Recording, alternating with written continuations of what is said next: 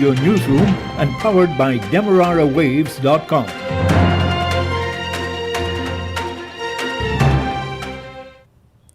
The news comes to you with the compliments of Eureka Medical Laboratories. With the news at this time, I am Tiana Jordan. A very good morning to you. First, the lead stories.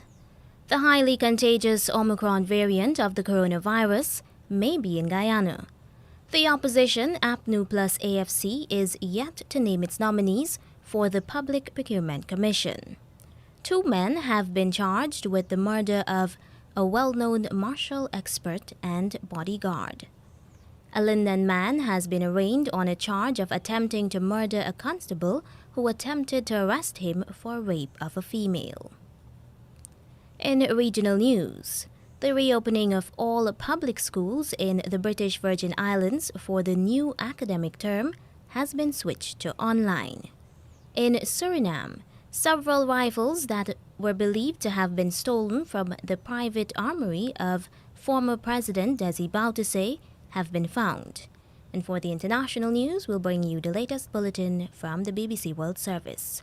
The details of these and other stories will be coming up right here in just a moment. A COVID-19 PCR test is now mandatory for many routine activities, including travel and return to work purposes. At Eureka, our trained and experienced staff will ensure confidentiality while your test is conducted in a professional and timely manner with results in just 48 hours. So the next time you require an efficient and hassle-free PCR COVID-19 test, call 624-8378, 608-8378, or 623-7233 to schedule your appointment. You can also ask about our house call testing service. And now the news in detail. Health Minister Dr. Frank Anthony says the highly contagious Omicron variant of COVID is believed to be in Guyana. We suspect that we might have the Omicron variant that is in circulation in Guyana, because based on these numbers, we know that in other countries with Omicron it's highly contagious, so the numbers would keep multiplying every 2 to 4 days. You'll have an increase in these numbers. And so with the way that this has rapidly progressed over the last couple of days, we suspect from an epidemiological point of view that we might have Omicron that is in circulation here. The health minister says Guyana is actively considering administering booster doses to children ages 16 years and older. And for some in the US now, they have considered that persons 16 years and older can get the booster dose. So that's something that is under active consideration here in Guyana, and we'll see when those considerations are concluded. Maybe we'll change the recommendation as well. The health minister is highly recommending that Guyanese wear the N95 mask consistently and properly. Scientists believe that Omicron mostly affects the throat rather than the lungs, which are affected mostly by the Delta variant. The government has identified its names while the opposition is still considering names for the nomination to the Public Procurement Commission, PPC. During Monday's meeting of the Bipartisan Parliamentary Committee of the Public Accounts Committee, deliberations were at times heated. Members of the committee were assured by the chairman of the committee, Jermaine Figuera, that no ultimatum was agreed for the conclusion of listing names. A subcommittee consisting of the chairman of the PAC, Mr. Figuera, and Minister of Parliamentary Affairs, Gail Teixeira, met last in December of 2021. Because the subcommittee was bestowed with the confidence of the committee to do a specific work, it is not being done in a manner that it should be, I must say. But all efforts should be put, and the proposal to meet this week is a very acceptable one, and I think that will help to move the process forward. There's no ultimatum here, Honorable Member. Parliamentary Affairs Minister informed the PAC Monday's meeting that the government has selected its required names, but the opposition is yet to submit its names. And we agreed to meet again. There was no further communication with us from that meeting except to exchange Christmas greetings, and that was it. So I don't want this to be conveyed in this committee that you have put forward names. You have not said that, but your members seem to have that impression and that the government is holding it up. We have not come to that position. However, at Wednesday meeting, if the opposition is ready with their 2 names and we're ready with our 3 names, then we can proceed. If we're still in the process of making decisions and getting guidance, then we will have to keep meeting. The government is required to submit 3 names and the opposition 2 names to put in place the 5-member Public Procurement Commission. The Charity Neighborhood Council is moving to stamp out street vending. Acting overseer for the council, Ramiz Bash, says the plan is to create a semi-mall where vendors will be able to sell their items in an orderly and secure environment. He says eventually a concrete fence will be constructed around the tarmac and lights will be installed. The Charity Neighborhood Council overseer says that plans have also been made to extend the shed to cover the other half of the tarmac and include an entrance and exit. Bash added that these works are also aimed at providing some security for vendors and their goods since there have been cases of burglary. The Guyana Defense Forces GDF's Engineering Corps is continuing to perform infrastructural works across the country. The government's Department of Public Information says the GDF is building the steel frame shed for the vendors' tarmac at the Charity Market in Region 2. This will allow vendors to ply their trade there to operate within a safe environment. In 2021, the government spent $30 million to rehabilitate the market's tarmac. The Health Ministry has recorded 94 new cases of COVID-19 in the last 24 hours. One unvaccinated 69-year-old female is the latest to succumb to COVID, taking the death toll to 1,056. Official data shows 54 persons are hospitalized, with 6 seriously sick in the COVID ICU. There are now 1,281 persons being isolated at home. The Health Ministry says it has partially vaccinated 411,269 persons and fully vaccinated 295,696. There are 30,410 partially vaccinated children ages 12 to 17 years old, and 21,740 of that age group are fully vaccinated. A Linden man has been arraigned on a charge of attempting to murder a constable who attempted to arrest him for rape of a female. Jamal Regan Ford, called Sugar, age 29 years old, a laborer of Lot 969 Phase 1B Wisrock, Wisma, Linden, appeared in the Linden Magistrates Court to answer to charges of rape of a child under 16 years of age and attempt to commit murder. Police say the accused, Jamal Ford, was arrested on Old Year's Day for the 2 offenses. He was not required to plead to the indictable charge that was read to him by Magistrate Wand Fortune. He was remanded to prison until Monday, January 31st. Police say they are waiting advice for the rape charge. 2 men have been charged with the murder of well-known martial expert Garfield Newton. The accused are Judah Vickery and Darren Bailey. They were remanded to prison on Monday when they appeared before Chief Magistrate Anne McLennan at the Georgetown Magistrates Court. They have been charged with the murder of Garfield Newton, a bodyguard at the Bihari Group of Companies and karate trainer. Police say 3 unidentified men attacked Mr. Newton as he was returning to a Bihari Group vehicle from a goldsmith. Investigators were informed that 1 silver handband, 1 gold chain, and 2 gold finger rings, as well as 1 Glock 9mm pistol and 2 magazines of 15 rounds each and 1 cell phone were stolen. Police say that Newton went to a goldsmith on Campbell Street where he collected the now stolen items he had taken to clean.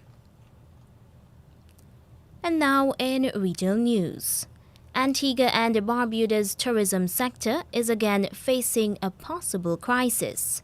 The sector was hit hard by the COVID-19 pandemic for a whole year in 2020 due to lockdowns and travel restrictions. Antigua and Barbuda Hotel and Tourism Association member Alex De Brito says cancellations have increased. Mr. De Brito, who is also the Vice President of Operations for the Gali Bay Resort, tells Observer that hoteliers were looking forward to a successful winter season. De Brito says the next couple of months could also be difficult for the sector. The reopening of all public schools in the British Virgin Islands for the new academic term has been diverted to online platforms. This decision came with the continued rapid rise in positive COVID-19 cases in the territory. In a very brief statement issued by the Ministry of Education on January 1st, parents were also informed that schools would now reopen on January 6 instead, 2 days later than originally planned. However, the release stated that principals and teachers are expected to begin on Tuesday, January 4th for the start of the school term. The release further indicated that the push to online learning platforms was most likely a result of the rapid surge in COVID-19 cases in the territory.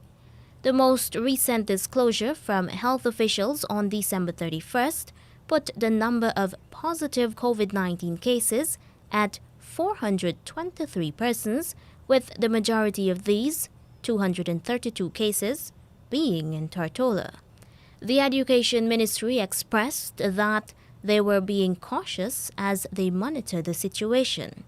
This is not the first instance of schools being forced to go online in the BVI. Local educational facilities were previously asked to go digital at the beginning of the last academic year. Notably, schools reopened for face-to-face learning sessions at the beginning of the current school year following a deadly COVID-19 surge last July that claimed the lives of more than 35 persons. Both divisions of the Elmore Stout High School were also asked to revert to online learning as the academic term came to a close last year. In Suriname, at least 5 AK-47 assault rifles, believed to be among those stolen from the armory of the private residence of former President Desi Bouterse, have been found. Star News reports that authorities have not made any formal statements about the rifles. It is not clear who placed the weapons in a location where they could be easily discovered.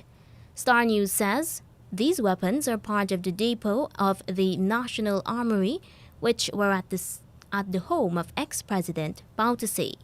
Bouterse had announced at a press conference that the underworld has organized itself and is prepared to return the stolen weapons. Several people are in custody in connection with the theft of the weapons. They have repeatedly denied their involvement. The case is due to resume on January 20th. Official records show that 25 AK-47 rifles are among the weapons that have been stolen.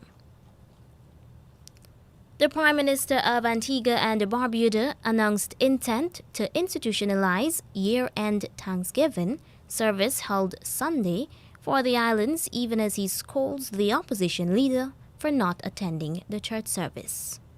We were mandated to give thanks to the Lord for his unfailing love and his wonderful deeds. Scripture also said to us that there are some who are rebellious.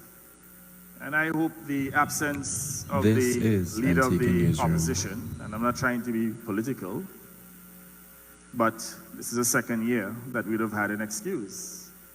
I hope it's not an act of rebellion. Because this Sunday is not for the Antigua and Barbuda Labour Party. It is for the interests of all Antiguans and Barbudans.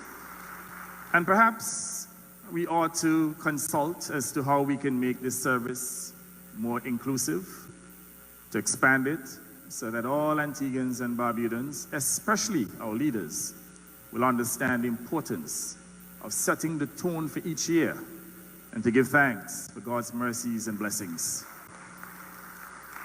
So I will ask the Minister of Ecclesiastical Affairs, who is here with us today, to put a team together to commence the consultations to ensure that we could broaden and enrich this service and to ensure that this service is fully institutionalized, no matter whichever party is in power.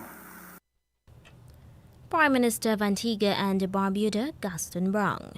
And now for the international news, here's the latest bulletin from the BBC World Service. BBC News. Hello, this is Jerry Smith. The Chinese authorities have put an entire city into lockdown, with residents not allowed to leave their homes after the discovery of just 3 asymptomatic COVID cases. Yuzhou, which has a population of 1 million, has closed down its transport system, shops and entertainment venues. More from Robin Brandt in Shanghai. This is yet the latest demonstration of China's immense effort to try and continue pursuing that, what it calls a dynamic zero COVID strategy. And as the Olympic Games approach, the Winter Games in Beijing in just a matter of weeks, and of course that mass exodus that happens at what we call Spring Festival here, the rest of the world calls Chinese New Year, when hundreds of millions of people are due to disperse across this country. They're the two key big events they are concerned about. One, hosting a good Games, and the second, trying to prevent the spread, potentially further outbreaks of COVID-19 here when Spring Festival comes. The outbreak in Yuzhou comes as Beijing has begun sealing its Winter Olympics bubble a month before the Games begin. Everyone involved, from volunteers to cooks and cleaners, will be forced into a closed loop, isolating them from the general public with their own transport system. Athletes and global media will be cocooned in the bubble as soon as they arrive in China. The authorities in the Indian capital Delhi have imposed a weekend curfew as COVID-19 cases, largely driven by the Omicron variant, continue to surge there. Yogita Lemaye reports. The Delhi government announced these measures as COVID cases are rising sharply in the city and many parts of India. Mumbai has the highest number of infections, and civic authorities here have said that if they start seeing a rapid increase in people needing medical care, they will consider imposing a lockdown. Doctors have told the BBC that while they're seeing more hospital admissions, it's not going up as quickly as the number of infections. The big worry, though, is that frontline workers are getting sick, which is affecting capacity at medical facilities. The car maker Tesla has been criticised for opening a showroom in China's Xinjiang region, where the Beijing government is accused of genocide against the Uyghur population. Here's Michael Bristow. Tesla, which is run by the billionaire Elon Musk, opened the showroom on New Year's Eve. It came shortly after President Biden banned imports from Xinjiang over claims that Muslim Uyghurs are being used as forced labour, just one of many abuse allegations made against the Chinese government in the region, all of which it denies. The Council on American Islamic Relations said no US company should be doing business in Xinjiang, and the US Senator Marco Rubio, who first introduced the bill banning imports from the region, said stateless corporations were helping the Chinese Communist Party cover up genocide. BBC News. Security forces in Sudan have deployed across the capital Khartoum and other cities ahead of new demonstrations. Pro-democracy activists in Sudan announced fresh protests amid a deepening political crisis following the resignation of Prime Minister Abdallah Hamdok. The Sudanese Professionals Association, a coalition of trade unions leading the campaign against military rule, said protesters will be heading to the presidential palace until victory is achieved. An American tech entrepreneur who claimed she could diagnose many medical conditions with a simple blood test has been found guilty of fraud. A jury in California convicted Elizabeth Holmes on 4 counts of tricking investors who put money into her Silicon Valley firm Theranos. Peter Bowes reports. The jury deliberated for 7 days, eventually finding Holmes guilty on 4 counts that each carry a potential prison term of 20 years. She'll be sentenced at a later date. The case was seen by many as an indictment of Silicon Valley's culture, where entrepreneurs can become billionaires, sometimes raising money without showing immediate results, and where the mantra, "fake it until you make it," is often heard. Holmes was once lauded as the next Steve Jobs, a visionary whose company could have helped millions around the world. Instead, she's facing several decades behind bars. A man has been arrested in Panama in connection with last year's assassination of the Haitian president Jovenel Moïse. Mario Antonio Palacios, a Colombian former general, was detained under an Interpol warrant. The US-led coalition in Iraq says 2 explosive-laden drones have been shot down near a military base hosting American troops. A spokesman said Iraqi air defences destroyed the drones as they approached the Ain al-Assad base west of Baghdad. BBC News. The news came to you with the compliments of Eureka Medical Laboratories. Don't let the fear of contracting the coronavirus disease deter you from seeking the medical care you need. At Eureka Labs, we ensure the safety of our clients and staff with our rigid sanitization routine. This involves the use of ultraviolet lights to effectively rid the air and all surfaces of viruses and bacteria that may be present throughout the lab daily. The light works to rapidly inactivate microorganisms through a physical process that is invisible to human eye. So the next time you need a checkup, don't hesitate to give us a call on 225-7574 to schedule your appointment. And now to end the news, here is a recap of the leads. The highly contagious Omicron variant of the coronavirus may be in Guyana. The opposition, APNU plus AFC, is yet to name its nominees for the Public Procurement Commission. 2 men have been charged with the murder of a well-known martial expert and bodyguard. A Lindan man has been arraigned on a charge of attempting to murder a constable who attempted to arrest him for rape of a female. And in regional news, the reopening of all public schools in the British Virgin Islands for the new academic term has been switched to online. In Suriname, several rifles that were believed to have been stolen from the private armory of former President Desi Bouterse have been found. And that's the end of the news.